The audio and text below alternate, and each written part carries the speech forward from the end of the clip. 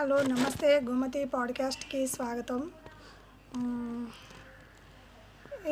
ఒకప్పటి జనరేషన్కి ఇప్పటికి జనరేషన్కి చాలా డిఫరెన్స్ ఉందని చెప్పుకోవాలి. ఎందుకు అనంటే ఒక ఉదాహరణ, ఒక ఎగ్జాంపుల్ ఏంటంటే అది 1991లో మే 21 రోజు రాజీవ్ గాంధీ ప్రధానమంత్రి స్టేజ్లో ఉండి రాజీవ్ గాంధీ హత్యకు గురి కాబడ్డాడు.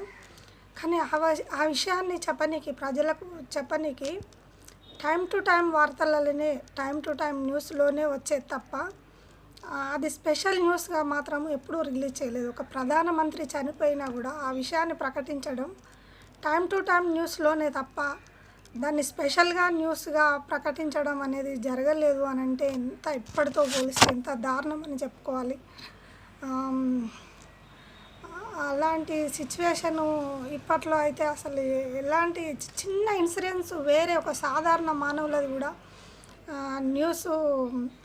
వ్యూస్ పెరగడం కోసము, టీఆర్పీ పెరగడం కోసం అని దాన్ని మళ్ళీ రిపీటెడ్గా ఇస్తున్నారు. కానీ ఒక్క ప్రధానమంత్రి న్యూస్ను స్పెషల్ న్యూస్ వేయడానికి కూడా వెనుకాడిండ్రనమాట. అంత స్ట్రిక్ట్గా ఉండేది అప్పటి జనరేషను.